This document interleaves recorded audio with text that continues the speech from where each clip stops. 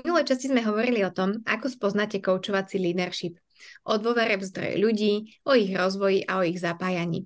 A že keď využívame pritom solution focus prístup, tak budujeme riešenia miesto toho, aby sme sa zaoberali problémami a analyzovali ich a pozeráme sa viacej dopredu o tom, čo si želáme, ako by sme veci chceli mať a čo vieme využiť v tom momente, v ktorom sa nachádzame.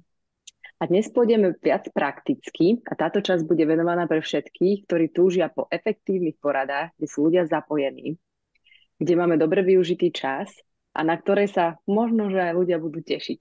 Čo to prináša? Aké porady môžete mať, ak využijete koučovací prístup? Porady sú efektívnejšie, sú produktívnejšie a vďaka tomu šetríme čas nielen sebe, ale aj ostatným zúčastneným. A zároveň ľudia majú priestor zapájať sa a zdieľať.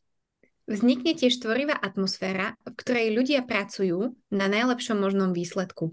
No a vďaka tomu prinesú väčšiu hodnotu pre tým, ale aj firmu. Ľudia z porady odchádzajú s chuťou sa pustiť do čohokoľvek, čo si odtiaľ zoberú.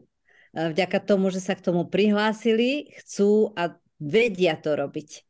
Podielali sa na tvorbe. To neznamená, že robia len na veciach, čo sa im páčia, ale robia na tom, čo bude užitočné pre všetkých. A ako na to, aby ste takýto stav docielili? Vezmime si príklad bežnú tímovú poradu a pozrime sa ako na to. Príbeh porady začína ešte predtým, ako si na ňu sadneme. A preto pripraviť sa na ňu môžeme ešte predtým, ako začne. A čo sa môžeme sami seba opýtať? Pýtam sa sama seba, prečo vlastne túto poradu organizujem? Aký je jej zmysel a hodnota? Čo má byť jej výsledkom pre mňa a čo by mohli chcieť tí ostatní? Aký výsledok by bol dobrý pre nich? Čo by bolo dobré pre firmu s ohľadom na potreby všetkých nás? Osobné, naše, moje, firemné, všetky. Maťka, ty ešte sa nad čím zamýšľaš? Ja sa zamýšľam ešte nad ľuďmi a teda, že koho sa táto téma týka, koho potrebujem pozvať na poradu a zároveň sa zamýšľam nad tým, že kto by túto poradu mohol viesť, pretože to nemusí byť len ja, ale môže to byť niekto, koho by to vedenie porady mohlo ďalej posunúť alebo rozvinúť.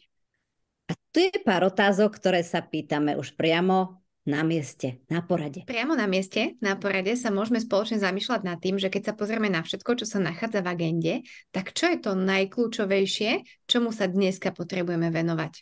Ak už máme vydefinované, že čo sú tie najkľúčovejšie veci, tak sa spoločne dohodneme, že čím chceme začať. Následne, keď už vieme, čím začíname, si môžeme položiť otázku, že s akým výsledkom v tej oblasti budeme spokojní. A keď si podebatujeme o tých veciach, ktoré sme si vybrali, tak sa môžeme vrátiť naspäť k agende, ktorú sme mali nachystanú a zamyslieť sa nad tým, že ktoré veci z tej celej agendy potrebujú napríklad viacej času a zaslúžia si samostatné stretnutie, samostatnú poradu. Na začiatku tohto dielu sme vám sľúbili zamyslenie sa nad zefektívnením porad tak, aby boli všetci účastníci zapojení, aby ste dobre využili čas a aby sa ľudia na ne mohli dokonca tešiť. Teraz vás pozývame zas urobiť malý praktický experiment. Na najbližšej porade, alebo aj viacerých poradách, môžete vyskúšať otázky, ktoré sme pre vás pripravili a pozorovať, ako tieto otázky ovplyvňa priebeh a atmosféru vašej porady. Teraz sme vám dali hint, ako môžete pracovať s otázkami na budúce. Vám prinesieme model, ktorý môžete aplikovať pri práci s odpoveďami, ktoré vám prídu na vaše otázky. A tento model budete vedieť aplikovať nielen pri poradách, ale aj pri iných rozhovoroch. Sledovali ste SF Leaders, prakticky uľahčovák a šetrič pre efektívnych a produktívnych lídrov.